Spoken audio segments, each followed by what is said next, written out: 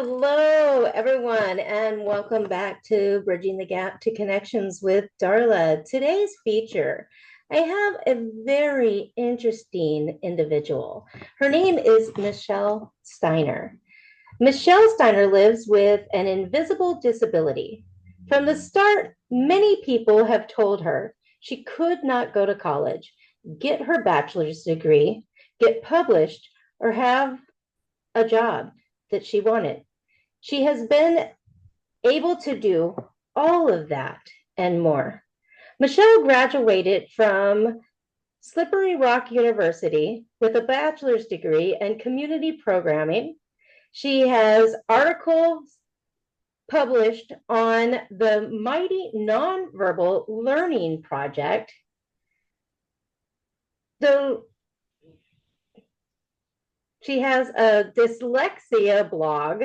How cool is that? The Reluctant Spoonie Kalopina Collective image the world as one magazine and Word Gathering. Her photographs were featured in Word Gathering Independent and Work Ready. She works as a paraeducator in a school with students with disabilities and lives in Pennsylvania with her husband and two cats. Now, what extreme odds are, that in her factor in her, and what was set up against her, how she's already begun. So without any further ado, I want to go ahead and introduce to you Michelle Steiner. Welcome, Michelle. Thank you so much for being here today. Thank you for having me, Darla. I'm excited about having this conversation. What I absolutely love is that you are a para disability teacher, like you are working with them in Mhm. the para educator, so you're working with those with the disability. Yes. So I love that you are literally reaching out back to the world in which they thought you were lost. They thought you were lost. Can you share a little bit about what that journey was like for you? Sure. I can remember from the very start, they knew I had a disability with school. Whenever I was in kindergarten, I was first diagnosed at that point. My teacher really started to see that I was really struggling in the classroom. I was having a great deal of difficulty with dot-to-dot pages, with tying my shoe, with writing my name. And anything math related at that point.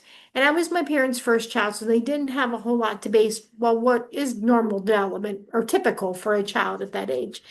And my teacher recommended that I get tested for having a learning disability, and sure enough, I have one. And they didn't even call it a specific disability at that point. It was more, they didn't call it dyscalculia. They knew that I had limited hand dexterity, or they knew I was having some issues with that, but I didn't get that label until I was an adult. And they knew I had visual perception issues, but and they knew I was not going to be a math genius by the time I was 5 or 6 years old. We understood that. And I had to repeat kindergarten the following year in a different school in our district. And school for me at that age was just a real struggle. It was really hard for me academically, just with trying to learn. I was really frustrated. I just wanted to learn like the other kids did. And socially, it was hard too. So I have a quick question there. In regards Mhm. to that, if you were able to tell parents out there that are struggling with their kids right now, that are in Mhm. that same position, kindergarten, being told that they're LD, that they don't know, and they're going to have trouble learning, that they're going to have these difficulties coming up, what kind of hope can you give to those parents right now?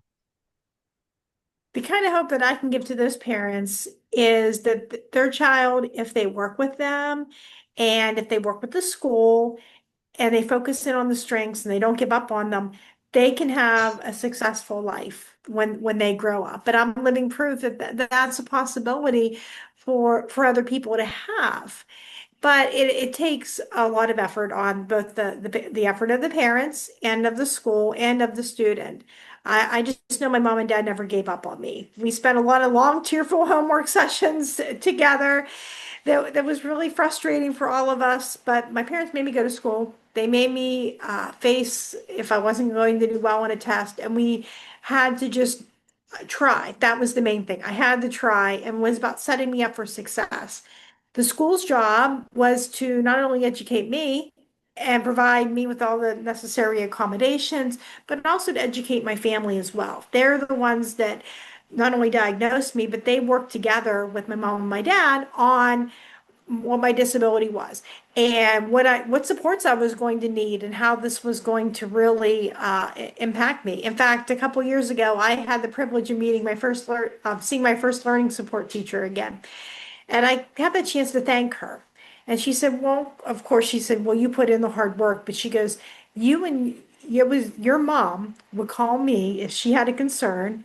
And I would call her if I had a concern, and we would both really work together, and they showed up for the meetings and they advocated for me. So that's something I would really tell a lot of parents is to advocate for your child, expect them to try and to work hard, but don't expect perfection and base a lot of their strengths on that because success can happen. It's definitely a possibility.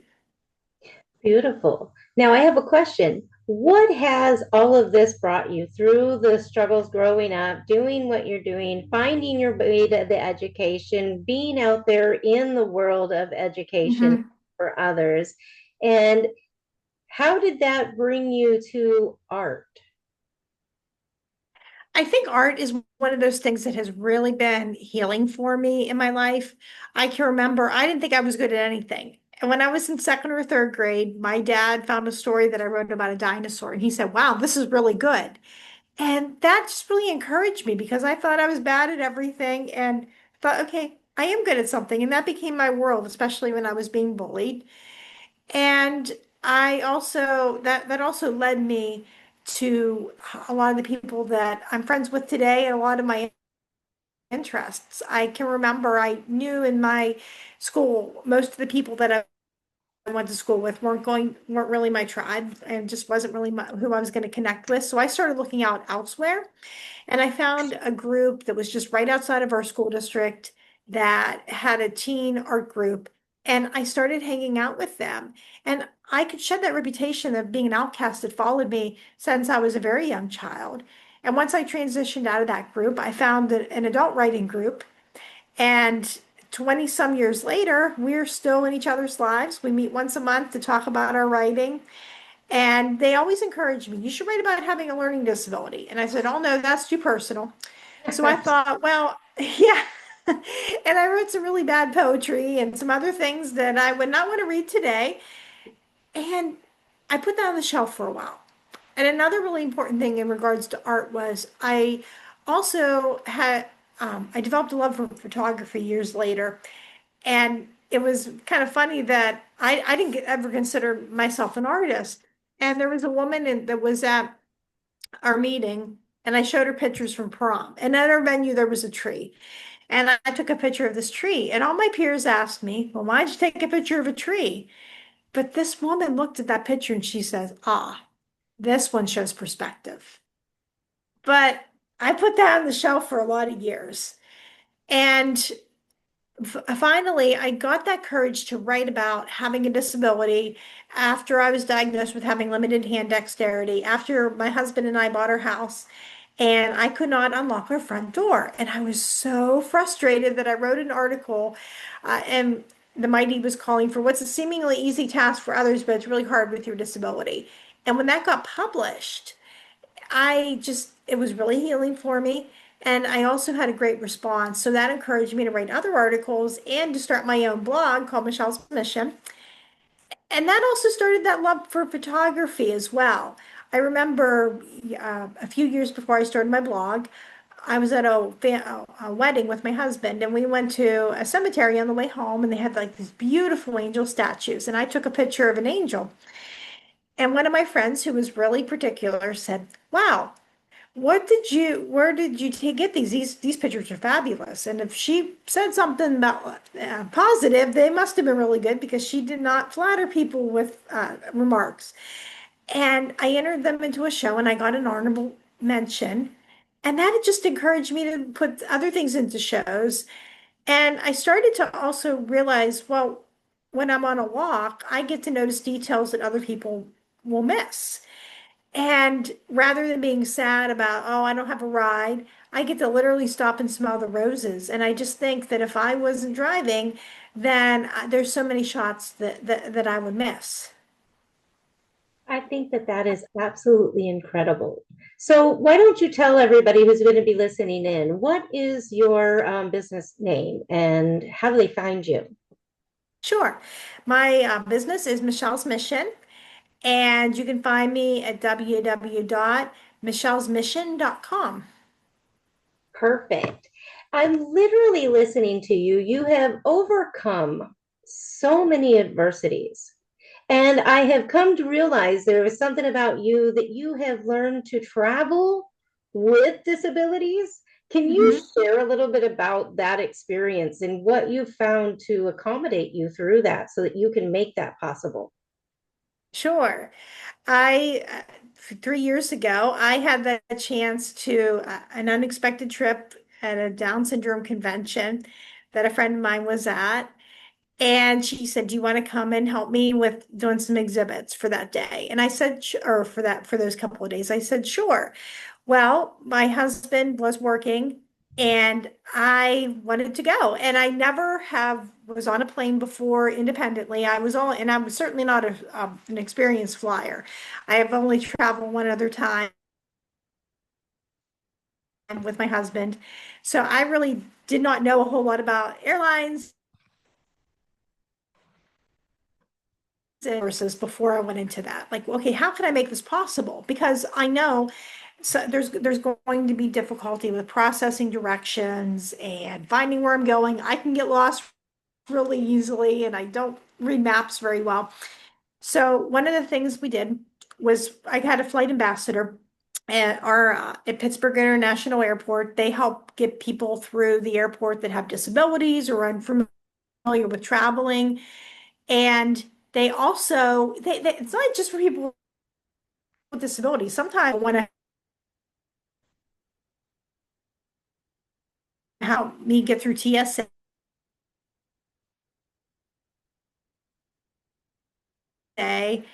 pre-boarding and getting on there as well. And another thing is the Hidden Sunflower program.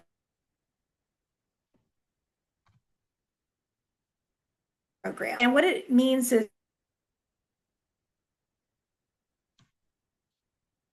it says stores or wherever you are supposed to know that if a person has it on, they have a hidden somebody to just maybe get some. And all of those programs that I did were free. And it just involved doing some searching for them. And that made it possible. I was able to get on a plane and come back home again with that trip. And, and it just was but that's because of all the supports available. I know my family was also very nervous about that. I know my mom was like, she said, even when I'm 100 years old, I won't be here, but I'll still be worried about you. And my dad,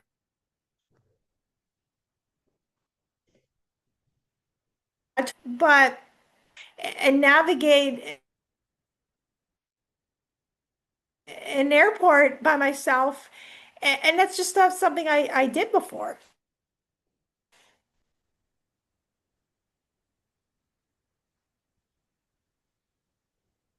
Wow. See, and I love what you're saying there. You know, there's so many different things that you were able to achieve. The individuals that were able to help you, and to be able to receive the assists in such an accommodating way, you know, that it opens the door for others who are out there who are thinking, can I do this? You know, if you had the opportunity to stand next to them right now, would you say go for it? I would tell them 100% to go for it. and to use the services that is offered. And there's even more services that might be available too, as well. But yeah, I would tell people to definitely go for it because there is definitely programs that can help now. And life is just really too short to sit at home and not to go out there and experience stuff. Exactly. So tell us a typical day when you're out taking photographs. Share with us a little bit about that experience for you and that intimacy with with creation right there. Because when you're a creator, you have that drawing to it, that it's an intimate Mhm. relationship with our creations, what we actually begin building as artists. And I'm an artist as well, so I can really take Mhm. in appreciate what you do. So I want you to really share a little bit about that. What is it like one day out with you going and photographing flowers? Sometimes I'll take pictures if I'm walking to the gym in the morning and I see a flower. I might take a picture of that or on my way home because I might be in a hurry do something. And then I'll make a note of it. And if I don't get a chance to take a picture of it right then, I might go back to that. And then I get a chance to just go there and take that picture and maybe take a couple of them, just at like some different angles or some different flowers. And sometimes I'm on the notice, on the lookout for different things too, because I've been in my neighborhood for a while. So I kind of know the seasons. I know when the lilies bloom. I know when you'll find roses. I know when you'll find hibiscus and different flowers that come out, when people put them out for the fall. And I know those seasons, but sometimes there's those unexpected ones where somebody moves in and they decide to plant flowers. Like there was some flowers today that I noticed a couple days ago. I was just out going to the gym and I saw in one of the alleys, oh, someone moved into this house and they put some sunflowers out in their front yard. And I got the chance to take those pictures of that. And they had, I believe, some dahlias with them too. And I had a chance to take some of those photographs as well. And I'm on the lookout. What is something that's out there? And sometimes there's things that just are a surprise that just I can be really having a hard day about something, and I'll go take a walk to just be calm. And I can remember I saw there was a moth that was laying on the ground, and there was just these beautiful colors. And it inspired some other people. Someone else that I know online. She asked me, "I love your picture. Can I try to draw it?" And I said, "Sure. I have no problems with people doing that." And it's just those lookouts. Sometimes it can even be when I'm running errands. I might be out in the street and there's some flowers that I find, or there's just maybe a butterfly. And there's just always so much beauty that just is out there. And I get that opportunity when I am not driving. I mean, I obviously cannot drive. So I get that opportunity to just be in the middle of that and to be in that moment and to be mindful and just to see all those details that so many people will just pass by. Well, I love how earlier in this interview, how you talked about being able to just stop and smell the roses. How often in life do we find that people are in the hustle and the bustle? And having Mhm. that moment where you do tune in and see the beauty behind the flowers, in the nature around you. you know what kind of tips would you give to other people out there in regards to tuning into themselves for the self-care when they are going through being disabled, getting back out and having a circumstance that has either been that they were born with, or those who have actually endured something that caused them a disability? So, what kind of tips would you say about getting out there and back into nature? How would that help them?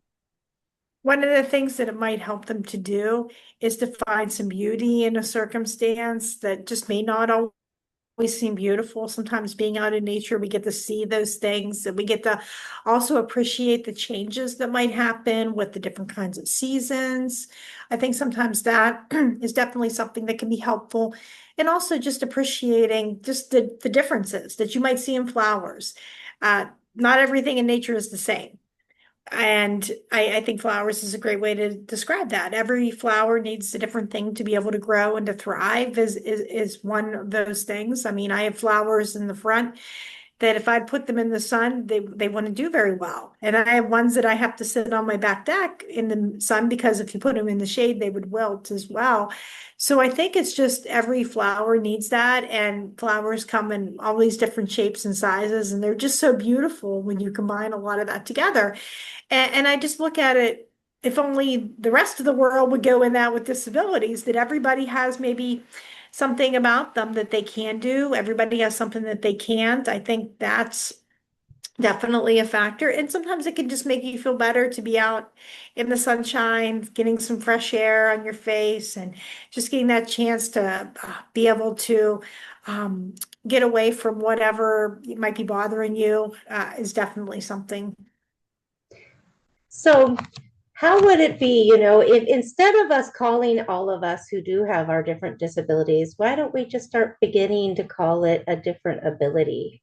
I mean, just like you just referred it to being the flowers have the differences.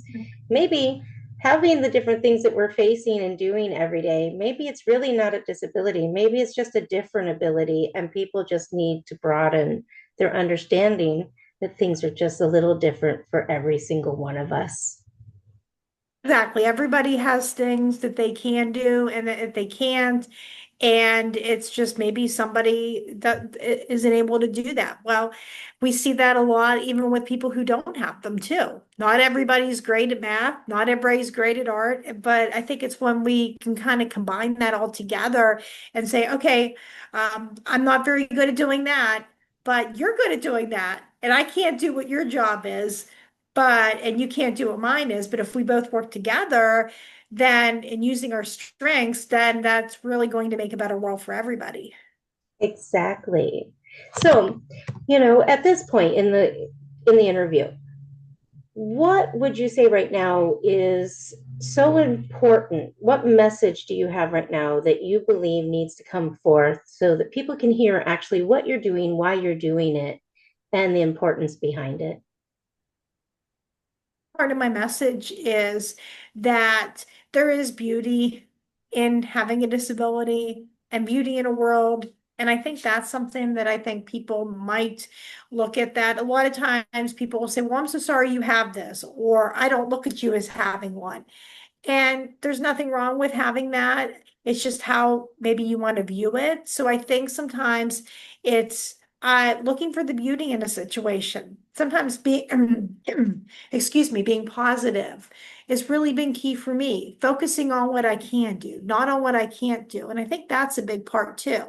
If I am taking pictures or I am reading or writing, I'm not feeling defeated. I'm not feeling sad or wishing that I could drive or I could do something else.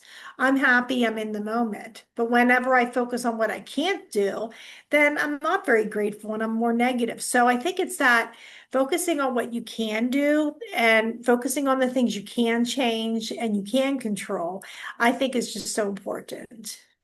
I agree 100%, Michelle. I love what you're saying there because of the fact that it does open us to being able to grow more. When we stay Hmm. in the space of being fed the affirming words of the positivity that we need, Hmm. of us out Yeah. there do have different disabilities. One of the things that we lack is the ability to hold our area Yep. of affirmations, encouragement, because we struggle every day with the different things Yep. that make us feel so low. We need more positive enforcement because we need that extra reminder. How do you do that for yourself? One of the things I try to do is I try to engage in what the things I love to do. That's always a big thing in going, focusing on the strengths, focusing on my passions. But I also think sometimes things can be really hard. And I might go through something with tears and being frustrated. but we get through it. And that's something that I think that a lot of people don't may not always understand. I can't give up because this is a 24-hour job for me. And it can be frustrating at times, but it's taught me how to persevere in life and to be determined and to really use that and to tap into have self-determination. That is beautiful. So, what gave you the passion for yourself to do what you're doing today? I think part of my passion is I knew I always wanted to help people. And I knew I wanted to be able to go to college. And I had a lot of people who told me, well, you can't do that. You can't go to college with your math disability. Maybe you should go to a trade school. Nothing there interested me. And I had a psychiatrist who told me, you're not going to be able to go beyond community college. And still faced more stigma when I was at community college. A lot of people thought the disability accommodations were cheating and I wasn't going to be able to have a lot of job choices. But I was able to still be successful with that. And my disability, whenever I was really young, I thought, oh, my version of success is I'm going to get cured and then I'm going to help other people. And it didn't work out that way. I was able to be successful, but I still had my disability. It didn't go away when I graduated, and it didn't go away when I made Dean's List. It still stuck with me. But whenever I got my bachelor's degree, I had so much confidence in myself that I thought I want to be able to help others. I really want to be that person that gets to go in and encourage and show other people in life how to be successful. And their success might look different than mine. They might choose a different field to study. They might even just choose a different job, and that's okay. I want to be there to really encourage a lot of my other people. So a lot of times I get to do that through working with my students. I feel like it's a recording of myself at that age. I have a lot of them that'll say, I hate my disability and I wish I didn't have an IEP. And I get a chance to tell them it's not a bad thing to have a disability, and it certainly isn't a bad thing to have an IEP. And I show them how to advocate for themselves. And a lot of times I'll have a kid that's really scared to ask for help, but I encourage them, I'll go with them, but they have to ask the teacher for support. And before you know it, you take a really scared kid and they're asking for help and they're not afraid to do that. And that's one of my favorite moments. And I always say that someday my students are going to leave me and they're going to graduate. And for so many of them, though, their disability is always going to be there. So they have to know how to be an advocate and to be able to be strong and know how to ask for help. So, would you say that one of the biggest key parts there is teaching others how to begin understanding their own personal confidence? Exactly. That is something that I think is one of the gifts that's come out of it because I used to wonder, well, what could come out of this disability? And it wasn't just for me to have a benefit. It wasn't just for me to be able to be successful. It was my way that I'm able to now help others. And I think that even if I didn't have one, I think I would be drawn to help other people. It's just part of how I'm created. But I don't think I would have the empathy. And it just has made that a lot more of the journey better with having that. Well, I think when we have different things and we're able to come back to the community that we have already come Mhm. up out of, and we're able to give Yep. to those who are struggling in the same spaces that we are, it gives them the sense of being seen, heard, and finally understood. Mhm. And what Yep. a gift that you are truly giving to those around you. I think that what you're doing is a Yep. beautiful gift, and you are just an amazing soul. And I am You excited know. that I have gotten a chance to meet you. I do want to make sure that if there's anything that you need to make sure that people know about in regards to what you're doing, that it can really, lead them to what you're really focused on. What do you want to tell the people before we end this show that they need so that they can find you, but also what it is that you're really looking to help people with? What I really look to help people find is definitely their purpose for where they're at in their life. I think that's definitely a gift to know where you belong, where you fit in with all this, because everybody's created uniquely to do something.